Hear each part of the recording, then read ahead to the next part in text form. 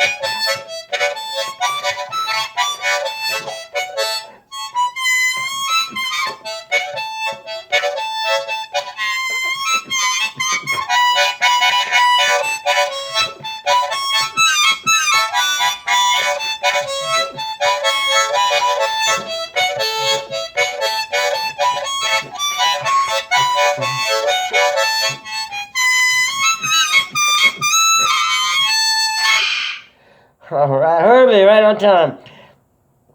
So, that song had little different things going on. As long as you hit on the beginning and end it more or less the way that the phrase, because that's what I was looking for and missing that.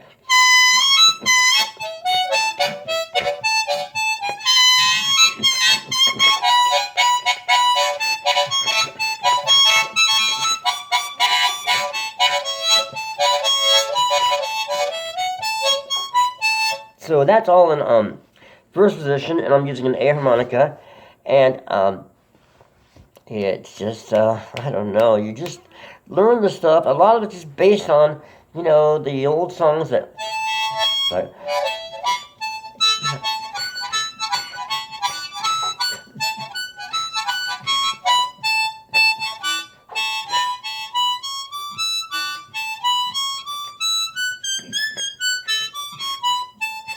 So that's the 7th hole blow, 10th hole draw, 9th hole blow,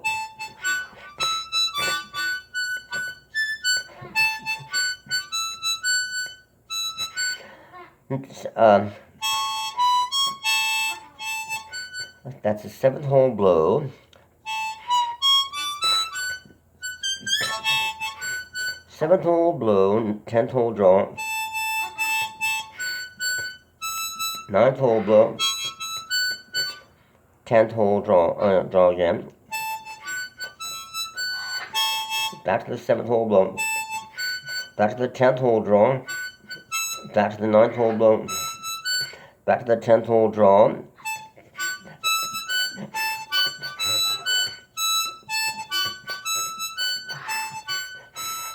So instead of doubling up on the 10th hole draw, you do a single note. So it's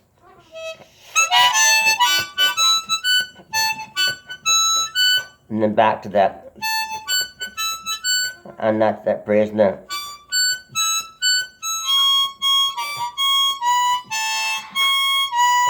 that would be the 8th blow, 8th draw. So that stuff is invaluable. Practicing those simple things. And what's the rest of it? It's and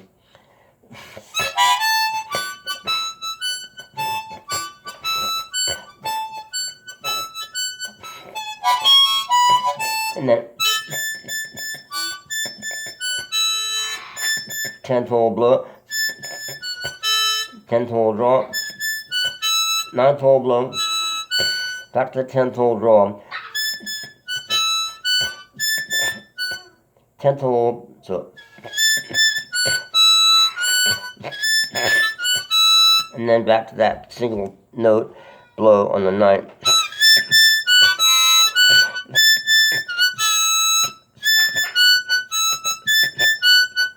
That's that. That part of his 10th hole blow. 9th hole, 10th hole draw. 9th hole blow. Back to the 10th hole draw. Back to the 8th hole blow, draw on the 8th, and then 7th blow.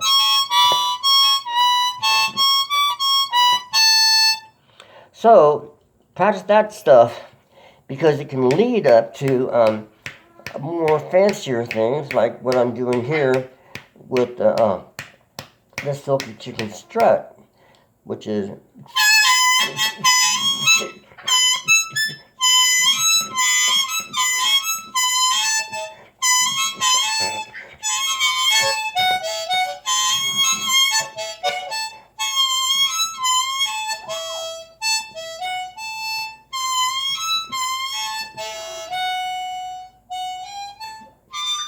so that's the 8th hole blow.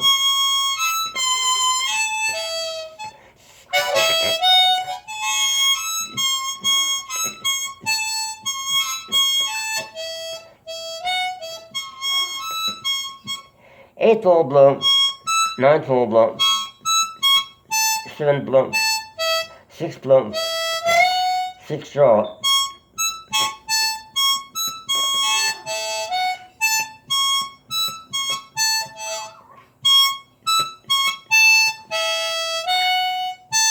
Seventh hole blow, 8th hole blow.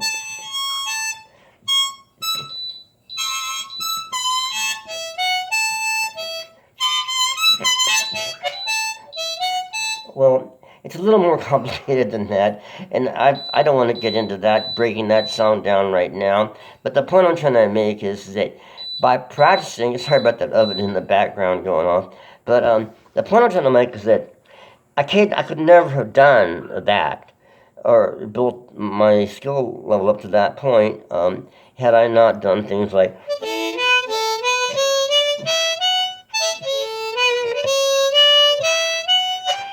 well,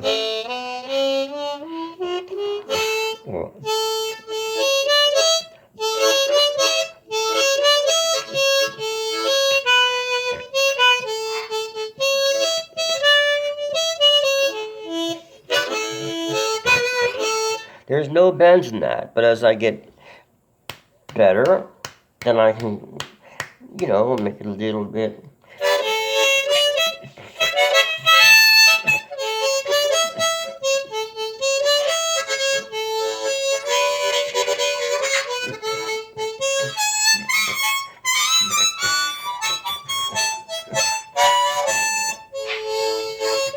Because up here it goes.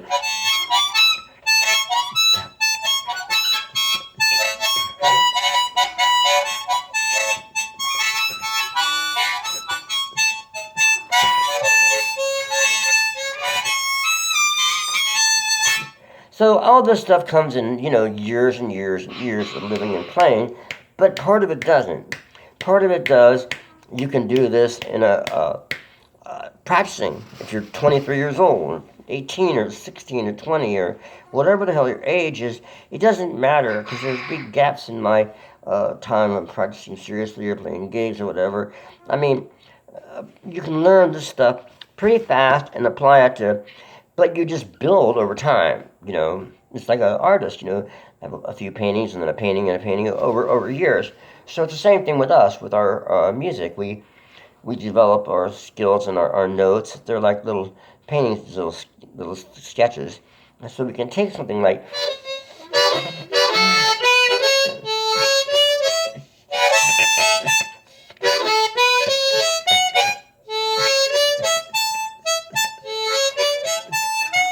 and make something else that are our own out of it.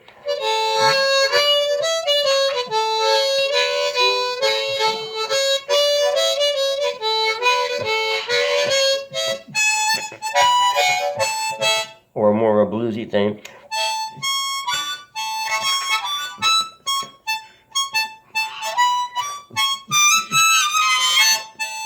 Or maybe even a deeper blues thing.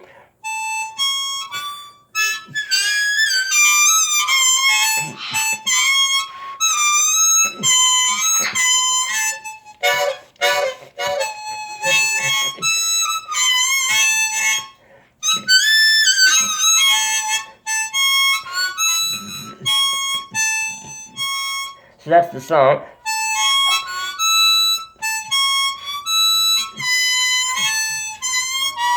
What if we want to just use part of it?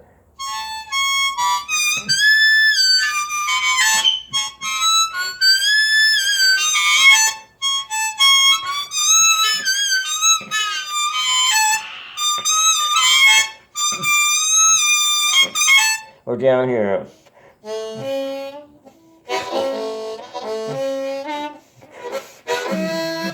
First, I gotta knock this stuff out of the harp and go back and try it again and prove that's right.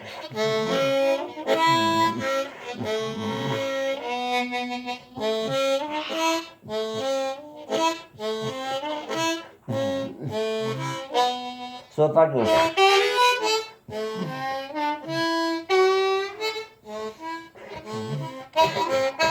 Sorry, try it again. So this is like, the bottom of the harp, and the song, the same song is like.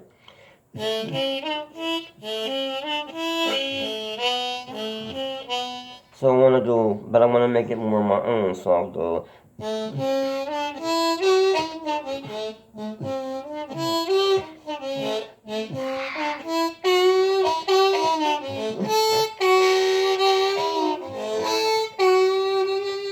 Instead of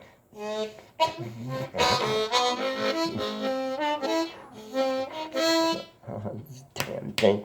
Instead of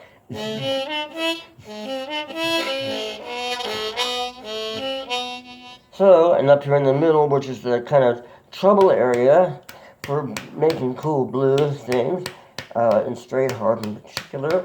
And a lot of people don't really want to mess with the middle octave, so they tend to stay on the lower stuff, the first to the 5 or 6. Not that any really good harmonic players you can do at all, but it's just that for me I'm a little trouble. But I try to make it work.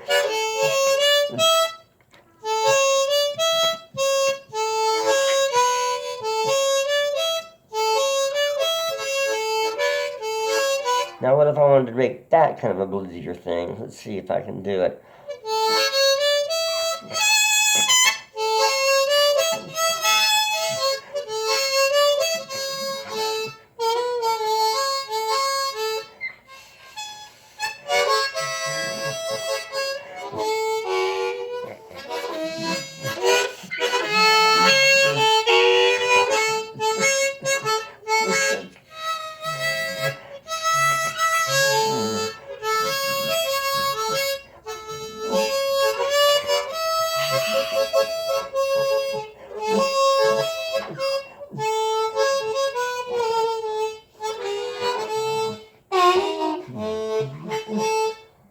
all clogged up.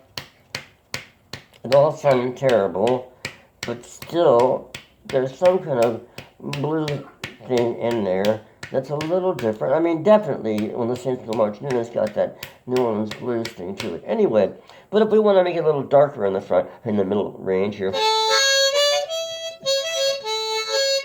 so that's the song.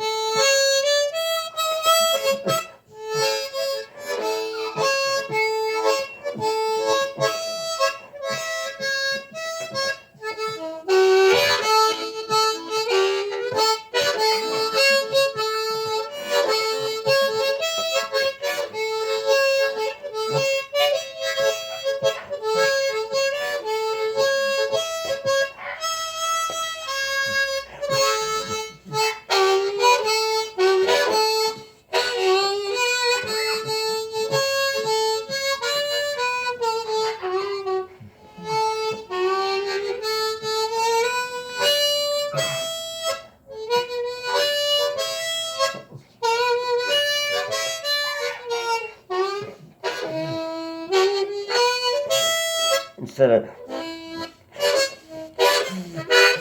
God in heaven, instead of it's a, you want to do something more like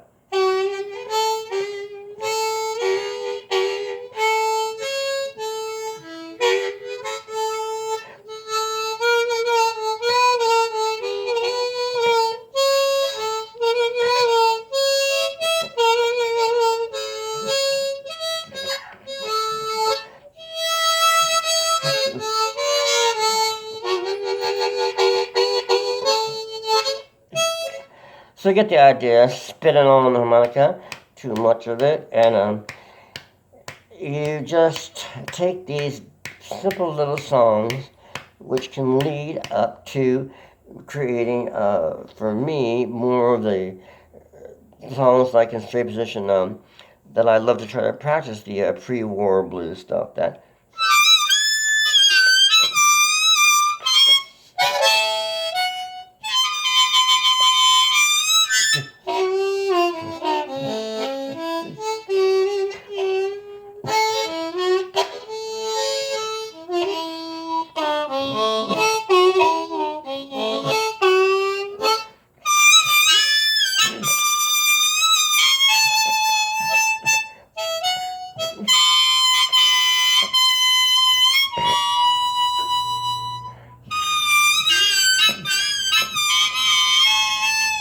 leading up to this.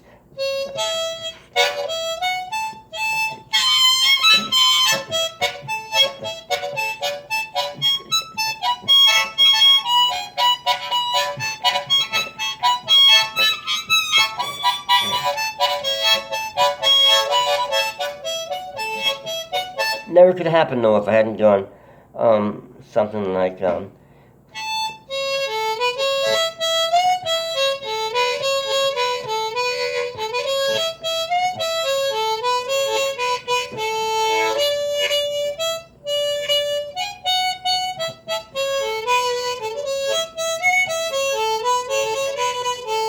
because I just hadn't, if I don't do that a lot, then I don't know how to go to it. I just don't get it. But if I go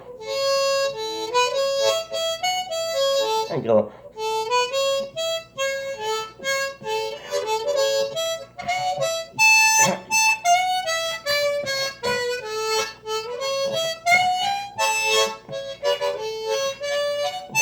or more of a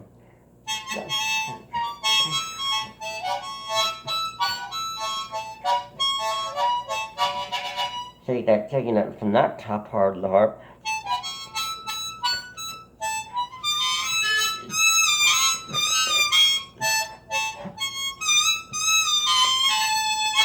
So you take like each segment of the, now I want to make it a little more bluesier sound.